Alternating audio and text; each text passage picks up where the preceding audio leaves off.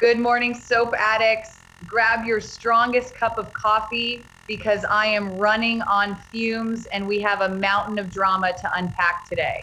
I am typing this at an ungodly hour because the spoilers just dropped and my brain is melting. We have been watching this train wreck in slow motion for months, and now the Taylor and Deacon affair bomb is finally set to explode. It is happening next week on the soap. Taylor Hayes is going to have a massive bullseye on her back, and Sheila Carter is out for blood. Raw, unfiltered blood. I am just so tired of watching these people make the worst decisions possible. But here we are, typing furiously to get this all down before my deadline. So let's just get right into the mess. Sheila Carter has every right to be upset. I said it. Cancel me if you want, but it is the truth. If your husband was sleeping with his therapist behind your back, wouldn't you be on a warpath too? And it is not just the cheating. It is the fact that half the town is helping him hide it. Hope is lying for him. Taylor is covering it up. It is humiliating. And humiliation is the one thing Sheila cannot handle. She has been trying to be good. She really has. But they are pushing her right back into the darkness. And honestly, this all could have been completely avoided if Deacon Sharp just manned up and told Sheila he wanted a divorce. But no, he is a coward, a massive coward who wants to have his cake and eat it too. So now we are looking at a bloodbath because Sheila Carter is capable of murder. We all know her history. We all remember the alleyway. But according to the latest spoilers, there is only one person who might be able to get through to Deacon's disgruntled wife, and that is her son, Dr. John Finnegan. Finn is Sheila's Achilles heel, the only soft spot she has left in her cold, calculating heart. There is nothing she wants more in this entire world than a relationship with her son and his kids, especially after losing Luna Nozawa. Sheila is desperate for family, and she would be over the moon if Finn began spending time with her. So Finn is going to use that. He has to. The spoilers hint that Finn will try to barter with his bio mom. He is going to try and convince her to let Taylor Hayes live. Imagine that conversation. Finn standing in front of the woman who shot him, begging her not to shoot his mother-in-law. It is just wild. And if Sheila doesn't murder her cheating husband and his mistress, Finn might even throw in a little meet and greet with Hayes. Yes, he is going to use his own son as a bargaining chip to stop a murder. It is sick, but it is genius. Because what else can he do? He has to save Taylor.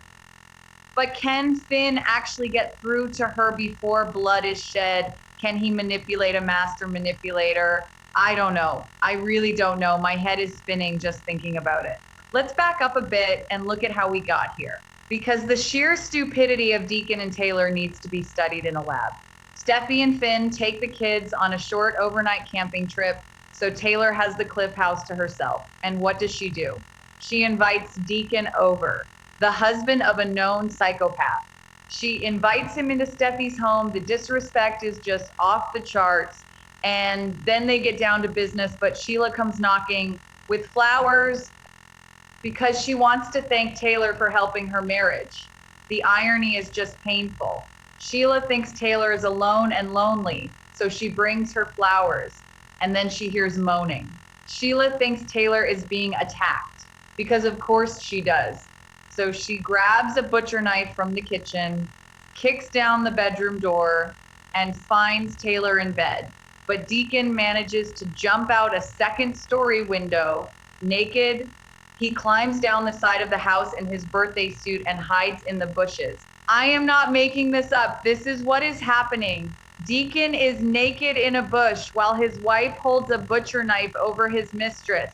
And Sheila doesn't see him. She just sees Taylor. And Taylor lies her face off, says she was having some me time. And Sheila actually buys it for a second. She gets giddy, asks about the mystery man. It is so cringe, but Sheila is not stupid. She leaves the house, and on her way out, she sees a pizza box, an Il Giardino pizza box, the very restaurant her husband owns. And then she goes home finds Deacon fake sleeping on the couch, wakes him up, and tells him the whole story. Deacon plays dumb, gives these vague answers about his fake dinner with Hope, but the wheels in Sheila's head are turning. She goes back to the restaurant, sees another pizza box, and the dots connect. Boom. She realizes her husband was the mystery man. She realizes he is sleeping with Taylor Hayes, and the heartbreak is real. She is devastated, and then the devastation turns to pure, unfiltered rage. Meanwhile, Steffie comes home from camping. She walks into her house and sees a broken bedroom door. She demands to know what happened, and Taylor has to confess. She tells Steffie about Deacon, about the knife, and Steffie goes absolutely ballistic, as she should. She rips into Taylor, screams at her for endangering the family. Steffie has been warning Taylor for months that her affair with Deacon would get her killed. And now the killer was literally inside the house with a weapon. But Taylor is completely delusional. She insists they are safe. She tells Deacon their secret is safe. She actually plans to have more secret dates with him. It is like she wants to die. I just don't understand the psychology of this world-renowned psychiatrist, and Deacon is just as bad. He is living in a total fantasy world. He goes to Hope because Hope was his alibi, and Hope is terrified because Sheila interrogated her about the fake dinner, and Hope lied awkwardly. She stumbled. She basically confirmed to Sheila that she was covering for her dad. So Hope is panicking. She knows Sheila is a massive threat, but Deacon reassures her. He tells Hope that Sheila doesn't know anything. He promises to keep Taylor safe. He is so full of it. He has no idea that Sheila has already figured it all out. He is walking around with his stupid sunglasses thinking he is James Bond while his wife is preparing for a slaughter. Then we have Ridge Forrester, the Waffle King himself. Steffie is so desperate that she goes to her dad. She exposes Taylor's secret to Ridge. She rants to him about the close call, and Ridge is furious. He harshly judges Taylor's actions. He asks why she would do this, knowing Deacon is married to a psychopath, which is rich coming from Ridge, the man who has bounced between Brooke and Taylor for decades. But now he wants to be the hero. He considers taking it upon himself to save Taylor. But what is Ridge gonna do? Yell at Sheila. That always works out so well. Ridge needs to take a seat. So Steffie takes matters into her own hands. She puts the hospital on high alert. She calls security and names Sheila a person of interest. She bans her from the building to protect Taylor. Good move, Steffie, but you are dealing with Sheila Carter. A banned list is not going to stop her. Sheila shows up at the hospital, gets rejected by security, hears them talk about her on the walkie-talkie, and what does she do? She slips into a staff room, steals a uniform, and revives her old Nurse Sheila persona. It is classic. It is terrifying. Nurse Sheila is back, and she means business. She infiltrates the psychiatric ward, walks right past the guards, and she sees them. Taylor and Deacon in an intimate embrace right there in the hospital. Deacon slips away. He puts on his dumb sunglasses and leaves, narrowly missing a direct confrontation. But Sheila is already inside. She walks right into Taylor's office, disguised as Nurse Carter, and she asks Taylor if she is ready to take her medicine. Chills. Absolute chills. I am typing this and my hands are shaking because that is just incredible soap opera writing. Sheila demands the truth. She pushes and pushes, and Taylor tries to lie, but Sheila is not having it. Sheila slams her hand on the desk. She yells at Taylor for cheating behind her back. She refuses to buy the lies anymore. And finally, Taylor breaks. She confesses. She admits to the affair. She tells Sheila that she actually fell in love with Deacon, that it wasn't just a fling to get over Ridge. And that is the worst thing she could have said. Sheila erupts in pure anger. She completely trashes the office. She knocks over a framed photo. It shatters. And Taylor cries out in terror. Taylor's worst nightmare is coming true. She is trapped in a room with a monster that she helped create by betraying her. And this is where it gets really dark, because Sheila doesn't just want to yell. She wants revenge. She considers going the legal route. She could divorce Deacon and take his restaurant. She could ruin Il Giardino, take all his money. She could even go after Taylor's medical license, because sleeping with a patient is a massive ethics violation. She could destroy Taylor's career and Deacon's livelihood without ever going to prison. But Sheila is not a rational person. She is a woman scorned. She is heartbroken, and she wants blood. So she gets a gun. She probably has a bunker full of them somewhere in Los Angeles. She arms herself and prepares to attack. But here is the thing about Sheila. Her aim has deteriorated over the years. The last time she was wielding a pistol, she accidentally shot her own son. She shot Finn in that dirty alleyway behind Il Giardino, and now history is about to repeat itself. Because when Sheila attacks, there is an unexpected twist. Steffie Forrester tries to stop her. Steffie jumps in the way. And Steffie ends up taking the bullet intended for her husband stealing mother. Let that sink in. Steffie takes a bullet for Taylor. After warning Taylor for months, after begging her to stop, Steffie pays the ultimate price for Taylor's selfishness. Imagine Dr. John Finnegan's horror, his sheer absolute horror, when he has to race to save his wife's life because his own mother shot her. Again, it is just too much trauma for one man to handle. Finn has to use his medical skills to keep Steffie breathing while knowing that the woman who gave birth to him pulled the trigger. The internet is already buzzing. Speculation is running wild. Is the soap preparing to kill someone off?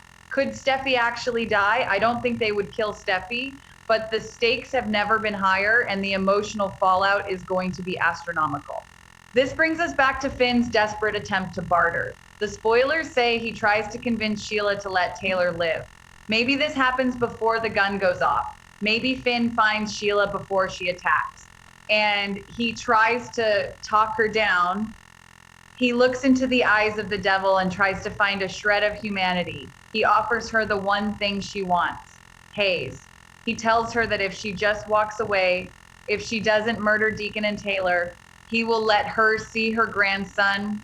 It is a massive risk, handing a child over to a psychopath. But Finn is desperate. He is trying to prevent a bloodbath, but clearly the negotiation fails, or it doesn't happen in time. Because the bullet flies and Steffie goes down, and it just makes you wonder what is going on in Sheila's head. She loves Finn. She really does, in her own twisted way. But her rage towards Taylor is stronger than her love for her son. She feels so betrayed. Taylor was her friend. Taylor saved her life on that roof, and Sheila thought they had a bond. But Taylor threw it all away for Deacon Sharp, a man who makes pizza and bad decisions. It is pathetic. Taylor traded her morals and her safety for Deacon, and Deacon, oh Deacon, he is going to have to live with this. He is going to have to look Finn in the eye and know that his affair caused Steffie to get shot. He is going to have to look at Hope and know that he dragged her into this mess. He told Sheila to direct her rage at him instead of Taylor. He tried to protect the new woman in his life, but he failed because Sheila doesn't play by the rules. She hits you where it hurts the most. And for Taylor, that is Steffie. Deacon's betrayal has set off a chain reaction of pain and suffering that will alter the canvas of this show for years. I am just typing furious thoughts right now because there is so much to process. The hospital scenes are going to be agonizing. We are going to have Ridge screaming at Taylor in the waiting room, blaming her for Steffie being in surgery. We are going to have Lee Finnegan showing up and reminding everyone that she was right about Sheila all along. Remember Lee, she was just having a casual catch up with Sheila at Il Giardino. She innocently mentioned that Taylor was alone at the Cliff House. Lee inadvertently set this whole thing in motion. The guilt is going to spread to everyone. It is a virus. And what about the Waffle King? Ridge is going to lose his mind. He already thought Taylor was reckless, but now his daughter is bleeding out because of it. Ridge might actually try to kill Sheila himself. Or he might just focus on destroying Deacon, which would be fun to watch, honestly. Deacon deserves everything coming to him. He was warned. Steffie warned him. Hope warned him. Even Taylor had moments of doubt, but they just couldn't keep their hands off each other. And now the bill has come due. The devil is collecting her debts. Let's take a moment to talk about the writing here, because it is clunky at times, but man, is it effective. The slow burn of Sheila finding out, the pizza box clue, the nurse disguise. It is vintage, bold, and the beautiful. It is campy and dark and thrilling all at once. And having Finn be the emotional center of this conflict is brilliant, because Finn is the ultimate victim in all of this. He just wanted a normal life. He just wanted to be a doctor and a husband and a father. But his DNA is cursed. He is tethered to a monster. And no matter how hard he tries to pull away, she just drags him back into the mud. And offering Hayes, that is the part that really sticks with me. Finn bartering with his bio mom. Throwing in a meet and greet with Hayes, it shows how broken Finn is, how desperate. He knows Steffie would never approve of that. Steffie has been adamant that Sheila never comes near those kids. But Finn is willing to cross that line to save Taylor, to save Steffie's mother. It is a sacrifice of his own morals, and it is tragic, because even that isn't enough. Sheila's bloodlust is too strong. The gun still goes off. The tragedy still strikes. So what happens next? Where do we go from here? Well, Taylor and Deacon apparently go public with their relationship. Despite the naysayers and the risks, they are prepared to fight for love, which is just insane to me. Your daughter just got shot because of your affair and you decide to go public. Read the room, Taylor. Just read the room. But I guess trauma bonds people, they survive Sheila's rampage and decide they belong together. But the divorce is going to be messy. Sheila is not going to just walk away and let them be happy. She is going to drag this out in court. She is going to make them bleed financially and emotionally.